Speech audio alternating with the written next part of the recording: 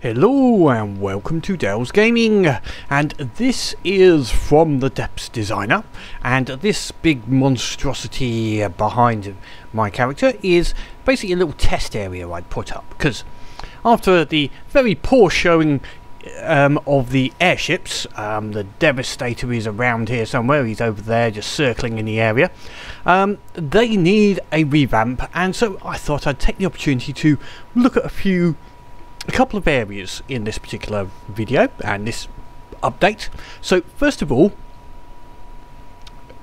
this is all based upon the enemy we're against, which is the Onyx Watch, and what I have used is I looked at guns, and mostly there is some AP, but they're mainly high explosive cram cannons that are coming in most of the shots. There is a few which have got a certain levels of AP, but explosive was the primary I've just decided to look at in this particular case. And what I did is I set up a load of different armor projections and see how they go against multiple shells. So basically you just take that and I will shoot multiple times at a particular area, seeing how many shots it takes to blow up the ammo that is behind compared to there, and and then let it repair for a while, but as soon as the shot is ready, fire again.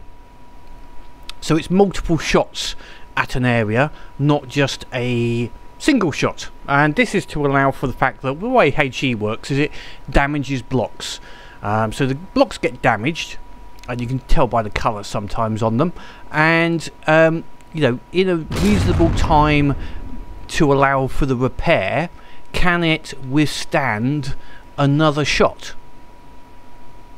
So here I'm so as soon as it reloads, I will fire again.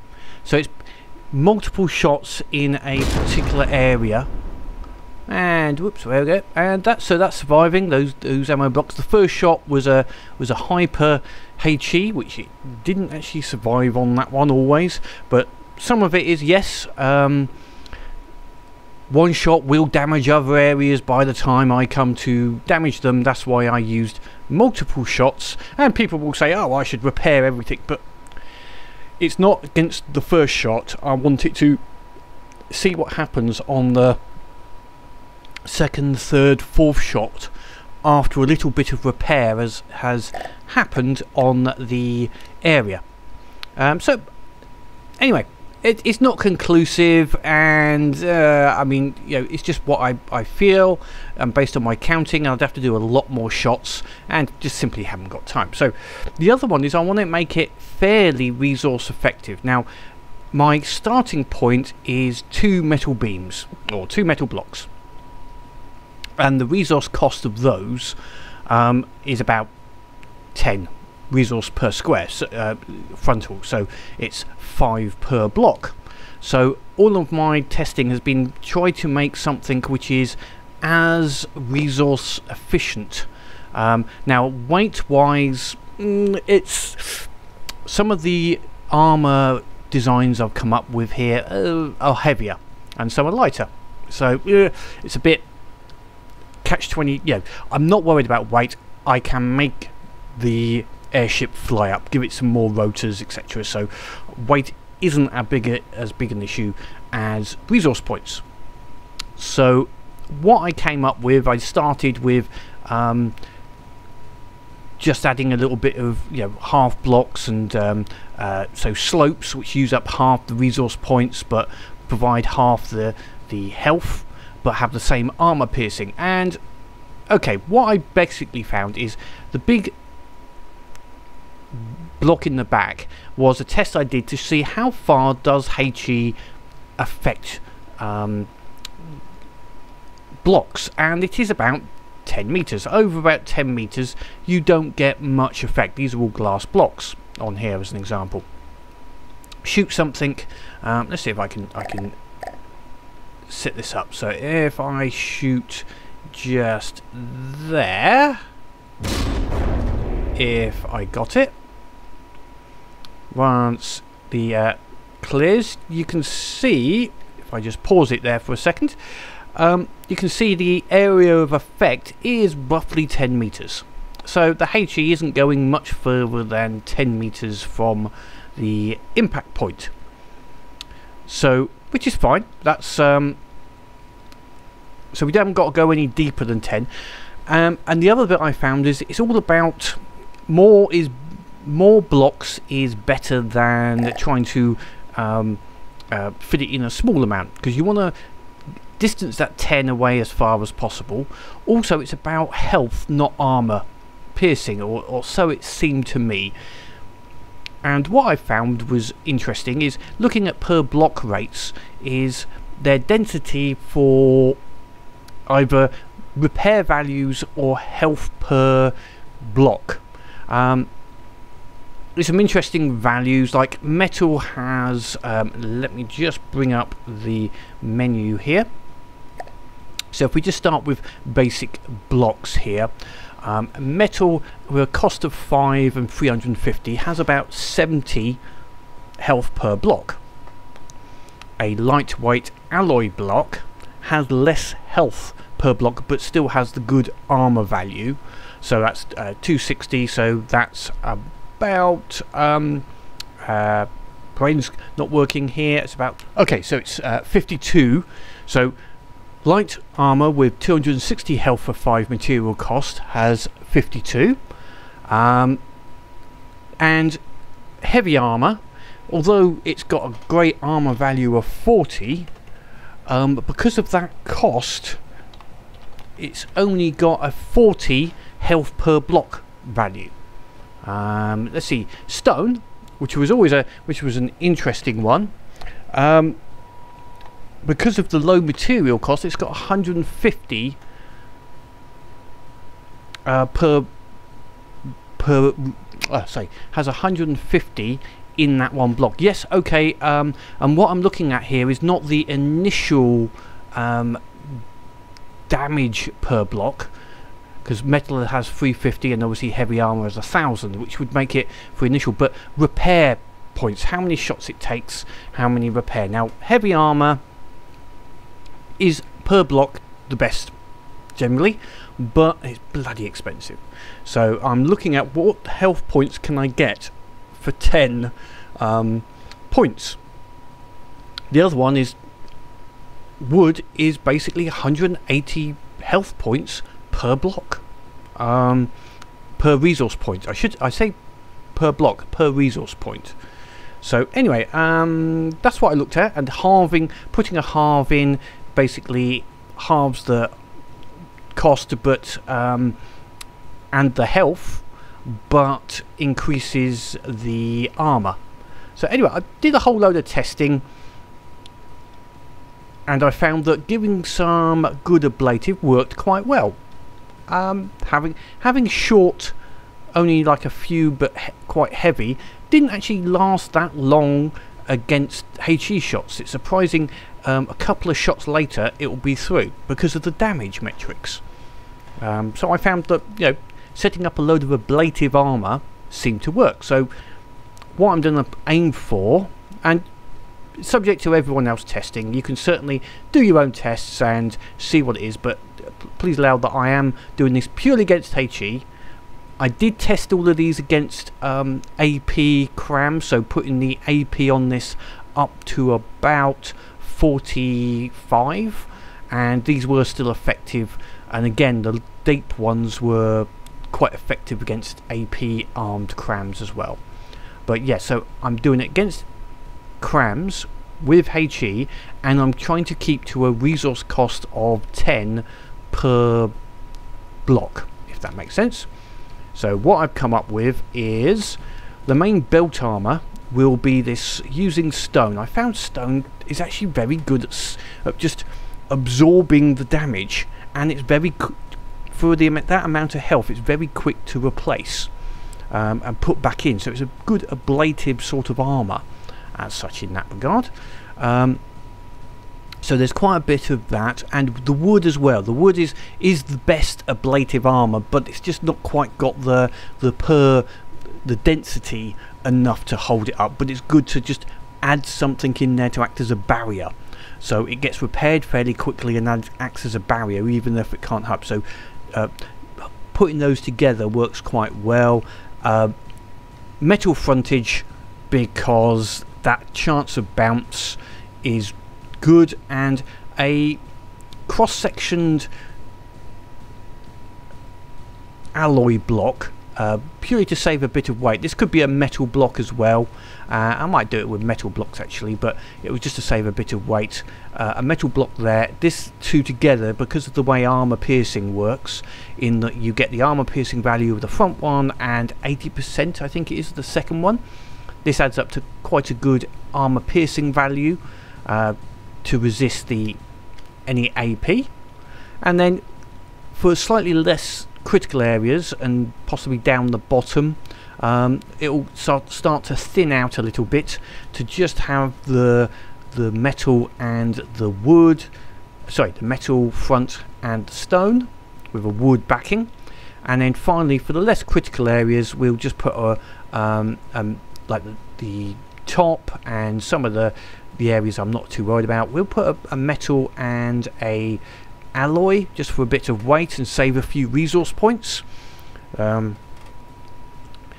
cost of something like that corner has 1.25 and 65 health, and the metal equivalent to it is 1.25, 87, so there's not too much difference.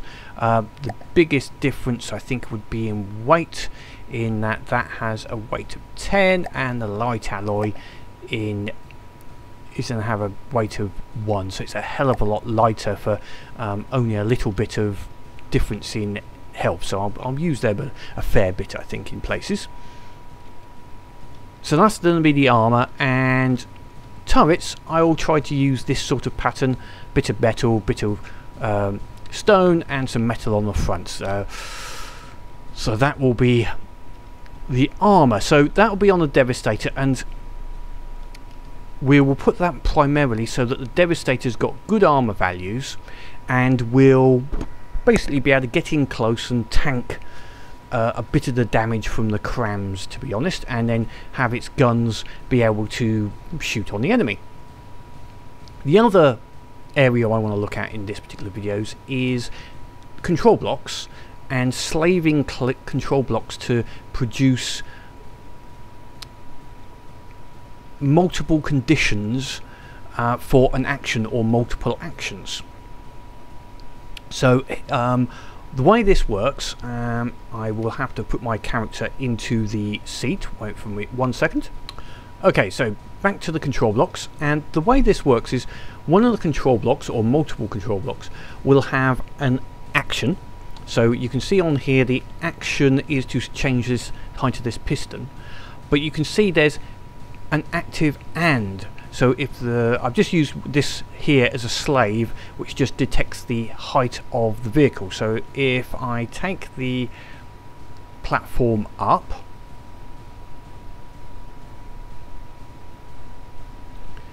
you can see that the vehicle has extended the piston and also released this smoke, because we have a second action only block here which is doing the smoke. So let me take these down and I'll show you how that is built up. I'll build it up again from scratch. So if I take down the vehicle, so it's not the actions are off. So first of all, if we take them all off, you don't need an action block, and be aware that you want to make sure these are not touching any other action blocks if you're creating a group. But anyway, first of all, your first block will want to be your primary action.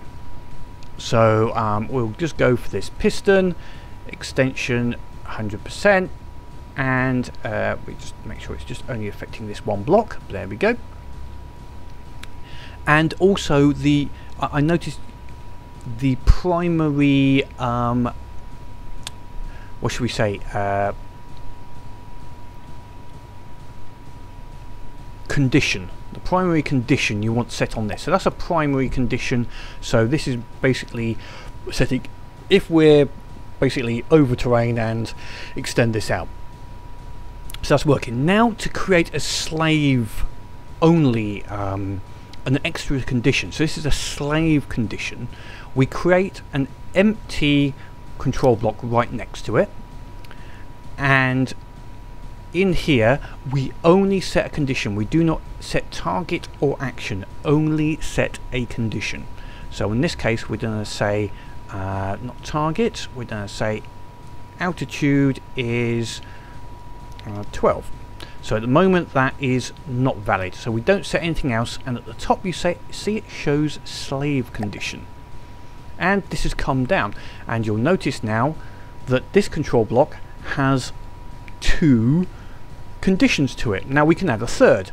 As long as the block is touching any of the other blocks in this area, so corners don't matter, it can be any direction. So if I just put this one here, we could set another condition. So speed is up to 30 meters a second, which is correct. And if we go back to the first one, you'll see that these are the same. They don't show anything, but the main action has now got 3 conditions, and so on. You can keep going. Now this will only execute if all of these are valid. Now you noticed I had another block, which is an additional condition, sorry, an additional action. So again, it just needs to be touching. So if I put one here and it's blank, now all I set is action. I do not set a condition. So the action will be where is it? We'll do the smoke again. Let me just find the smoke dispenser. There we go, in short range. Release smoke. There we go. And you can see it's now got slave action above there. So the conditions are still have to be met on this primary block, all of the conditions, but then the slave action will also be used.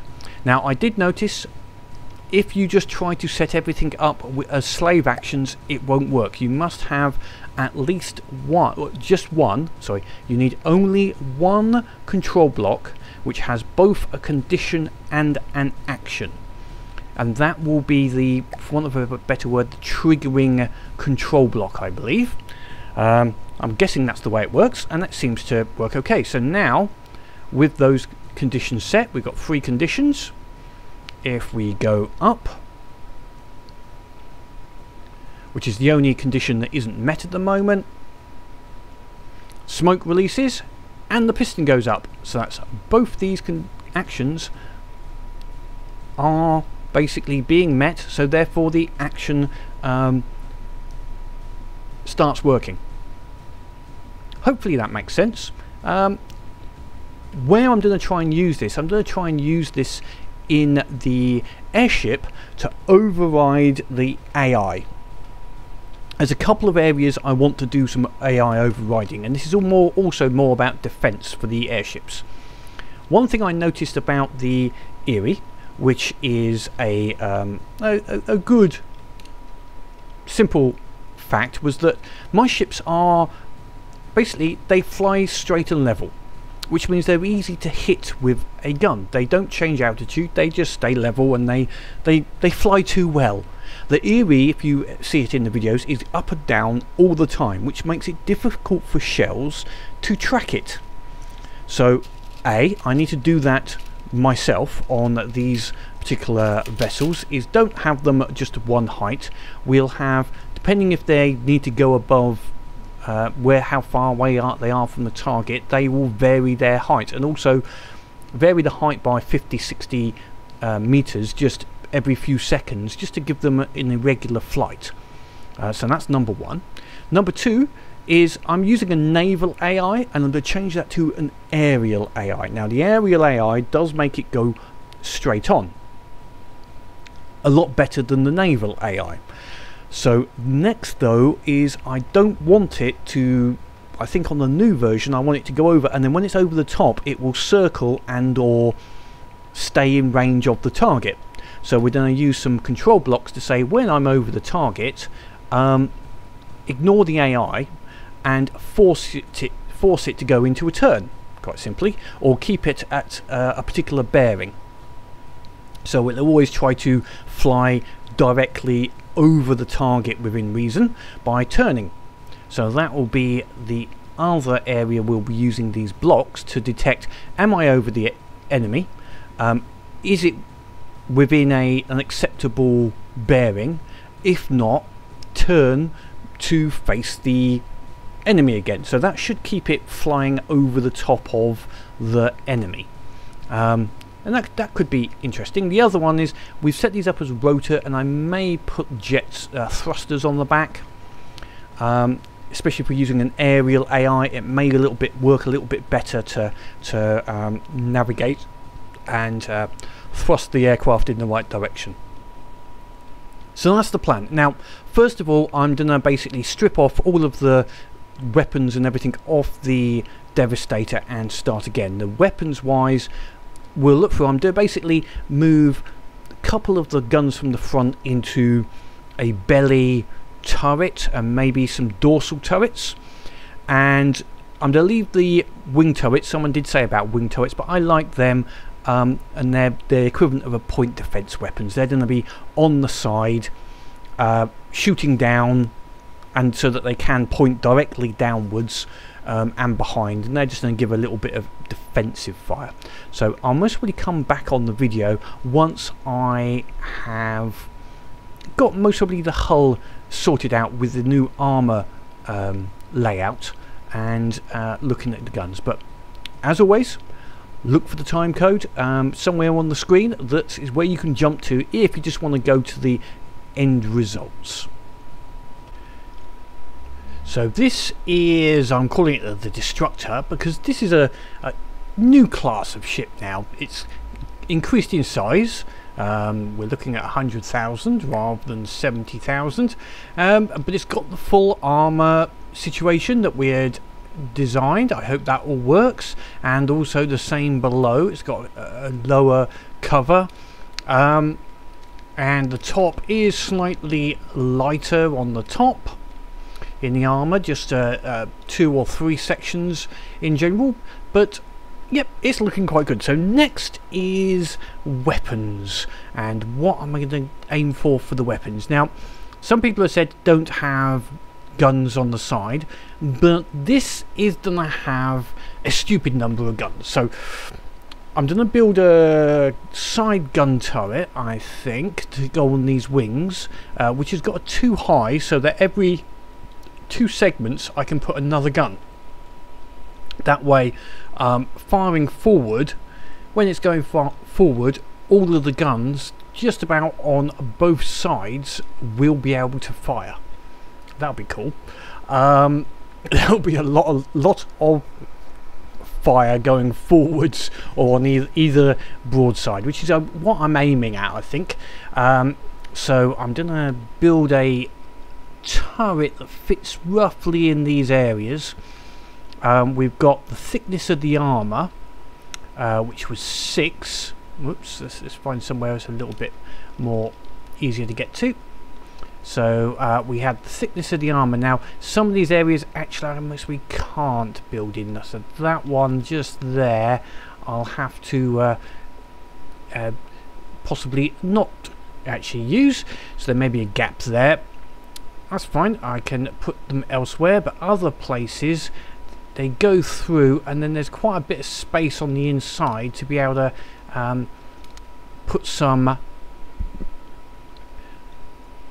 basically a what should we call it, a citadel wall, for want of a better word, to put the turret mounting on. So anyway, I will have a look through that now and start building some of these turrets, start on them, and I've put some rough placements, and I'm also thinking a couple underneath just to cover any vehicles that are directly under, and then the main gun that we had a version of what we had before, but I want a gun which is accurate, high velocity, you know, possibly a maximum size maximum size gun. Doesn't fire very often, but when it fires, the enemy knows about it.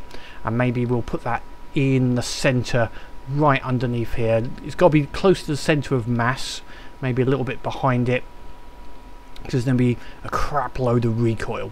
But I'm going to make the small guns first, I think, because they'll be interesting and see how they fit first. Sort of medium-sized gun, just reasonably quick firing, just lots of them. Okay, let's start planning this out. And the secondary weapons are now complete on the ship in the wing turrets along the edge. One rear facing, and then we got 4 on each side which are forward facing, and currently 1 underneath, but I might increase that or put some more near the rear, or some modified ones. They're all sort of set up so that they will target anything on a particular side. That's not working as... oops. Make sure I get the right number there. Okay, so they're all set up so they will target anything out to a reasonable angle on the side, without damaging each other. The rear is a little exposed at the moment, but I think by putting some turrets, I'm planning to underneath, I think they will cover the rear arc a little bit better. Some modified versions of these. Rather than showing you me building them on in the video, I think I'll just show you exploded version on the rig. So bear with me 1 second. So this is the turret on the test area, so we can have a little bit look of how it's been built. So it's fairly simple. It's a triple barreled 124mm. I chose 124 because it fits in with a 1 meter shell quite nicely. Anything larger and we'd have to have a bigger loaders. So talking of loaders, I have a mixture of belt fed and normal. The belt fed are to keep a good rate of fire, and it will get up to about 130 rounds per minute. And then the normal loaders will continue to fire even when the auto loaders are reloading. Now this has a lot of ammo held internally. It looks like it's still just loading at the moment from a test fire, although I think it's actually finished and is ready to fire. Yep, that looks so ready. I think there's one auto loader just loading up, or a couple. But it has a lot of ammo, which is the intention, so it relies on stored ammo rather than reloading during battle. There's 2 different shells, and the guns are split between them. So the first one is a squash head, fairly standard squash head, not over muscle velocity. We don't need a high velocity for a squash head. Just get that damage in there. Accuracy will be fine, and that does a fair bit of damage. This is loaded up with those squash head at the moment, so we'll give it a quick test fire, and it goes very well even against the armoured here, which I had designed for the ship, which although is designed for HE, it does very well against it.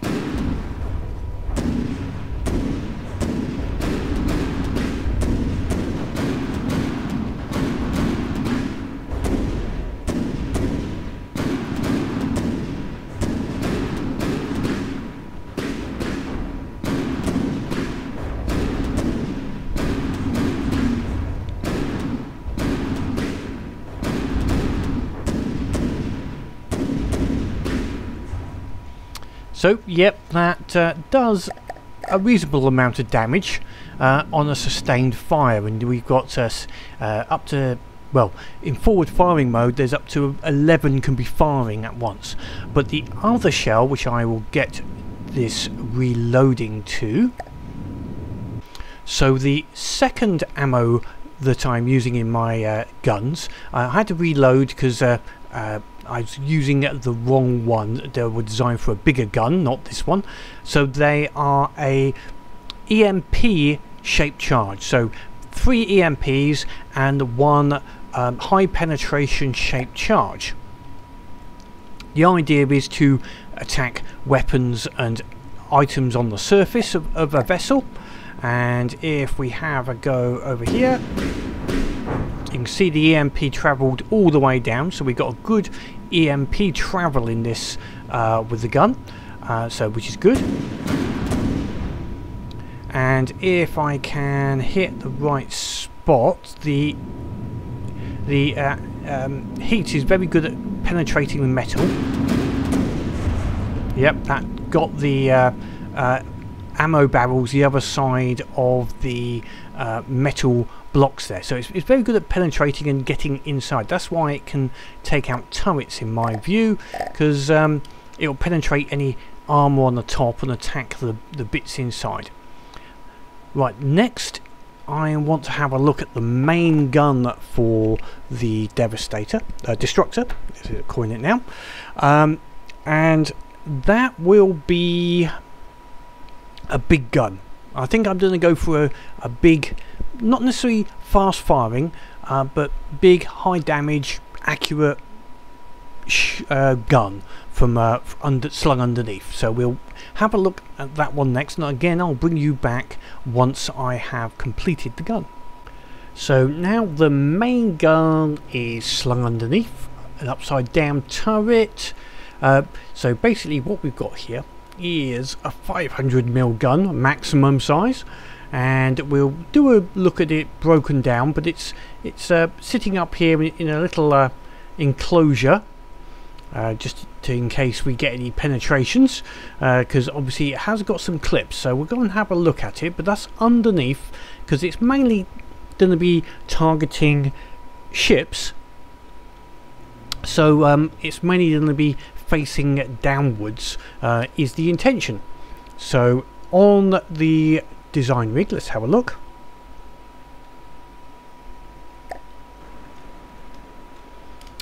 So it's quite big, with a big turret ring on that, so there's a lot of defences and to stop it being basically hit and the ammo taking out the system. So you know, you've got 8, I think it's about 7 meters there, a turret ring, which is mainly going to be in metal and other areas. The turret itself is pretty well armoured. There's a combination of metal and stone, mainly metal, bit of stone in the centre. It's got an AA mantlet on it, so that it can fire almost directly above. So that means that if or when the ship goes directly above a target, let's see, it takes a while to get there, but it will be able to almost shoot directly down on the enemy. It takes a while to move a 500mm gun, but it's got a good range. Obviously with that, with being 500mm, it fires quite far. The actual shell is a 6-meter shell. Whoops, let's get this up. And I've gone for a bit of a mix. I should go for 1, but it's working out okay. Now, one thing, I've put some stabilizer fins on this because I want it to be accurate. It's not going to fire very many, and not that quickly, so I want it to make sure it hits every time it fires effectively. So we've got squash head with a load of HE, which is becoming my standard go-to weapon, and with a 500mm that does a fair bit of thump and other damage on the shell. A little bit of EMP again. With a 500mm, that strength goes quite deep along metal, so that was worth it. And I put a shaped charge with maximum penetration, which has also worked quite nicely at getting through. An example here, I can't point down, but I point up at the top here, and we've got some ammo. That's 3 levels of metal up the top there, and some ammo behind. And that quite happily penetrates all the way through and starts taking out items off the back. It's not a slow rate of fire, and you can see the EMP is travelling all the way down to these lower sections along the metal. So yeah, definitely worth putting on the EMP in there, just a chance of one-shotting a ship. Obviously, as someone had said, you know, there's a risk of, if this gets hit and these cook off, my own ship getting hit by the AMP. But a lot of protection, and actually there is an air gap, but also a stone gap on to stop the EMP spreading too far, hopefully. So that's the main armament. I've just got a couple of other bits armaments, but I'm going to look at the AI next. I'm going to fit a few more armament into the ship, just on the underneath, but most we won't show those ones. But I will look at the AI to make sure that it will go over the top of an enemy and stick there until it is just about destroyed. And now that the weaponry is complete and most of the hull, I'm happy with the look of it, we're going to place the control blocks, which are going to control a couple of extra functions, and we're going to use the slave conditions. So up in the top here, we're going to place a couple of control blocks down over the side. Now what the plan is, that we're using an aerial AI in general on the ship to make it go towards the enemy, but when it gets within a reasonably short range, I want to make sure it's always turning towards the enemy and not doing the whole runaway type of element. So first of all, we're going to set this will be our condition and primary action. So the first condition will be that the target, so we're going to use the target system, so the bearing to the target, i.e. target number 1, is from, we're going to keep it within say 5 degrees, so it's from, in this side it's -5, so that should be to the left, to basically almost most of the way around. We'll say about 150, I think should be fine. So this will keep it just turning towards the target. And let's see, the action is going to be complex controls, and we want it to activate I think it's Y. I'll just check that in a second, and it will be priority 1. So if I just come out of build mode for a second, and oops,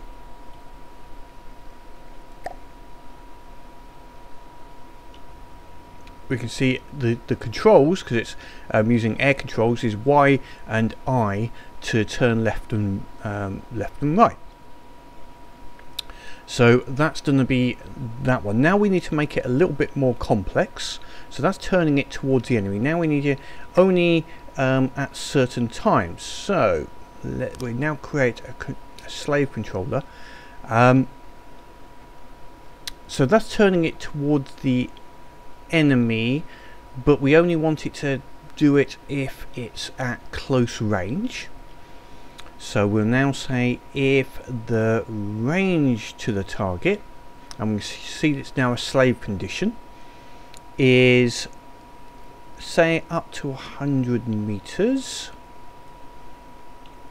and within 1,000. So we use the normal AI to get within say about 1,000 meters, then it will head straight towards the target.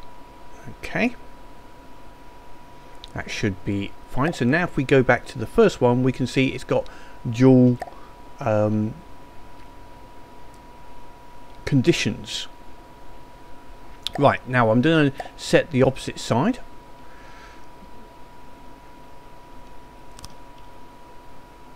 So this side can simply be from 5 to 150 and activate I, and well, just to make sure I do get it right, I will copy from the other slave.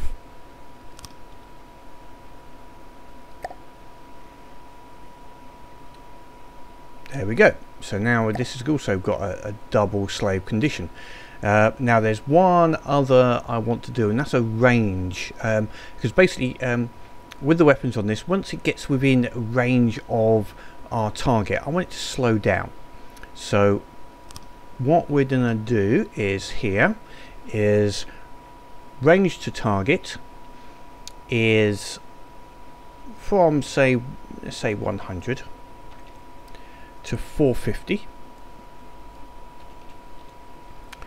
We want desired speed. We're going to try doing it with this. Set desired speed to be just 10%.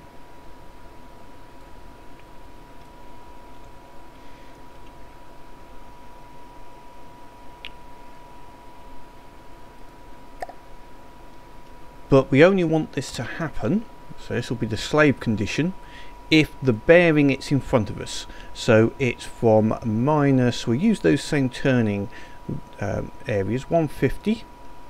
We'll do a little bit less actually, 130.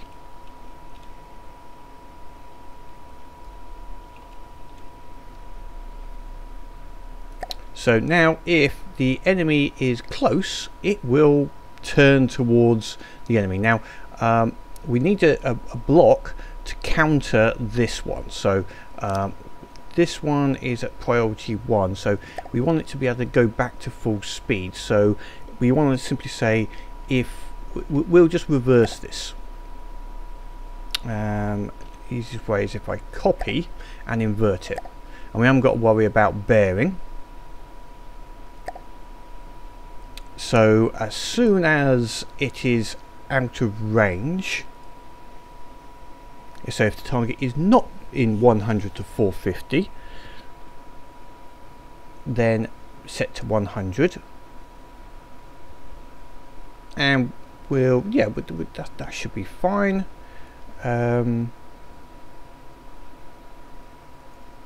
Now I don't want it to activate in case I want to take manual control, so it only activate every 1 second.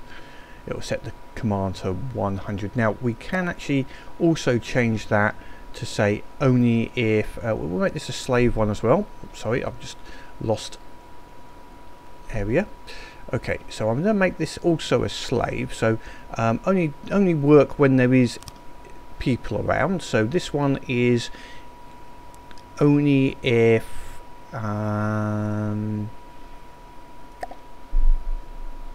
if the distance to enemy target channel is not really, so we only do this if we've got a target. What we need to say is there is an enemy within, say, 1,000 meters, which is our, no, we'll say 2,000 meters. I think going to full speed early is a good idea. So now that has got two controls to say if there is an enemy within 2,000 meters and it's targeted and it's not within 100 to 450, then set the speed to 100%. I could also do this if this doesn't work as I would like, because effectively what it to do is press and hold the G key, which is what I'm doing manually here, to basically slow down the ship. You can see how it's slowing down. If that doesn't work, I'll change the propulsion components, but we'll give it a go. Okay, now I have got a load of other control blocks controlling this ship down here, and these are my normal control blocks for setting things like speed, shields, vehicle altitude, if setting it to fleet mode or combat mode automatically, and a few other bits and pieces. They're all down there, but this will be my flight control bridge. And this is the Destructor, the final version at the moment, without a bit of paint maybe, and some last little fine tuning I think in combat. But it is not just a rework of the previous Devastator. It is now a totally new version. Its size wise has gone up considerably. It is currently at 193,000 resource points, whereas the previous was only about 75, so it's not block efficient at all, but that's fine. Total new version. It's the new ship for the airships, so great. As you can see, the movement of it is not regular. That should make it a little bit more difficult to target, so I've created some control blocks that cut the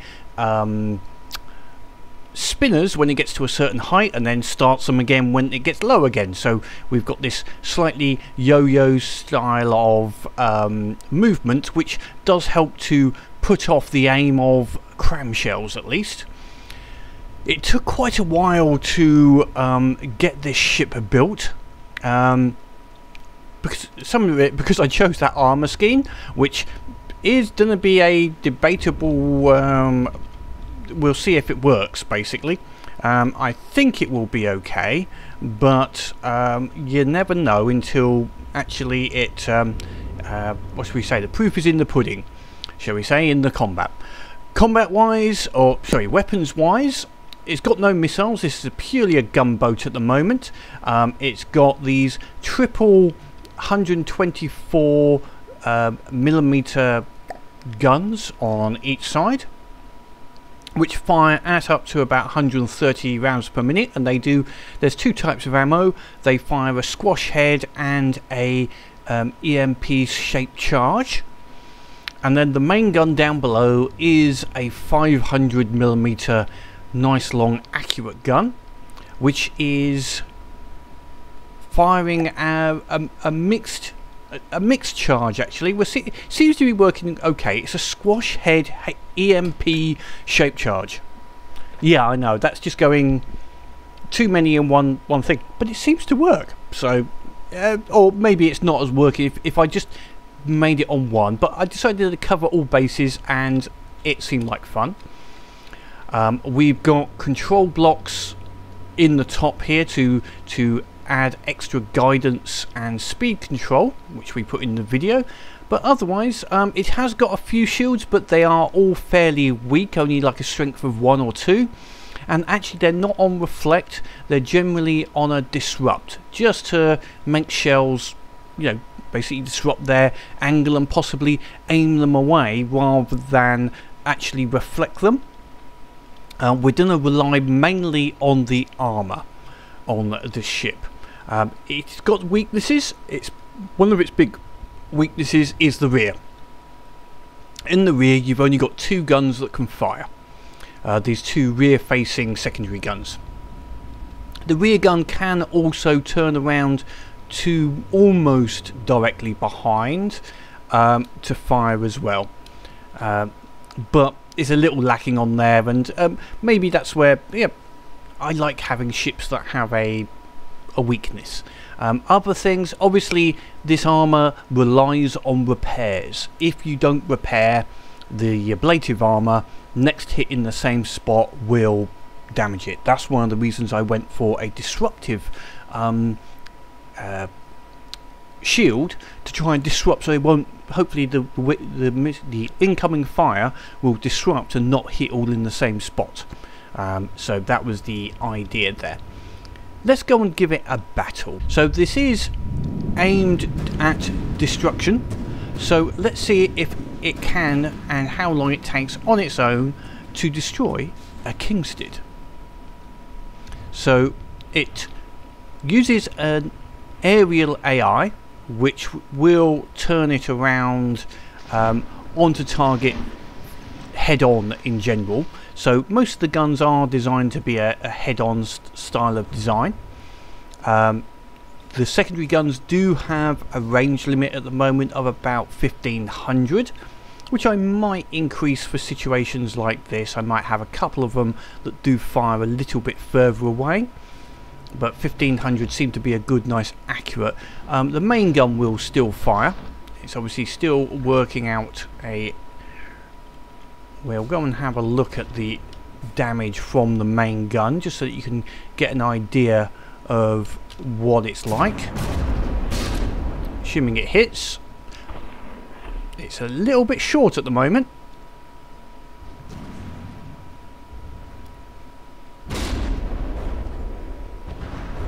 So that did get a good shot in there. It's difficult to see the damage that went in there actually. Hopefully we'll see another one. Ah, there we go. But the multiple shot did seem to do quite well. The EMP, etc. So let's see how this is doing. Have we taken any hits? The secondaries are now firing, and you can see with the height change, the crams are having a problem trying to shoot at it, because they're always shooting where it was, not where it is. Once it gets closer, you will find a few more hits will come in, or just luck. So now the secondaries are firing in here, and you can see they're doing a good amount of damage on the turrets, which is one of their primary aims, is to just basically take out turrets and surface connections. And now this is the close range job. We've got some cram bombs, so it slows down when close and then puts some rather large cram bomb shoot shells coming out at whatever's underneath, and that's how it can rather than just shooting off straight away. We've got some control blocks which just make it stop here. Some of those are bouncing, but that's fine, and that's making its way through the center of this ship. You can see the secondaries do chew away at the ship, and I think most of those guns are not even responding. Being directly above, most of them can't even aim at this, so this is just like a bombardment situation.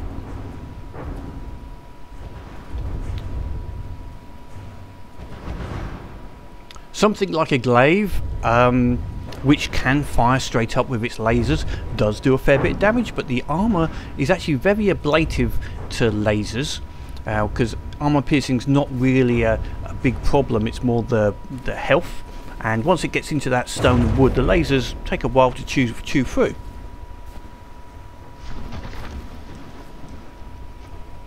So there we have destroyed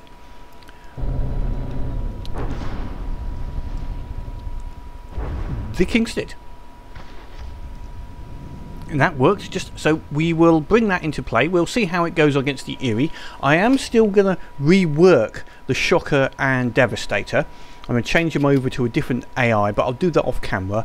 And the Shocker I might change to be very specifically anti-Erie, but the Devastator I think I'll just make as like a cruiser to support this ship, but stays at range rather than gets close in. So this will be the close in brawler, and the Devastator will be the medium range protector, missiles, long range guns, and the Shocker will be the anti-Erie and, what should we say, long range support ship potentially for the group. Anyway, yes, I need a bit of a paint, but otherwise, that is the Destructor. Until next time, keep playing the game and have fun.